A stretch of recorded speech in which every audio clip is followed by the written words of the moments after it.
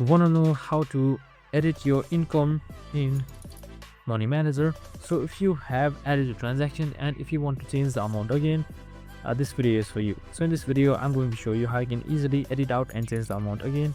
So let's get straight to it. Now first things first, just simply open up your Money Manager application. So we have also created similar videos regarding Money Manager which is available on our channel, so make sure to watch it.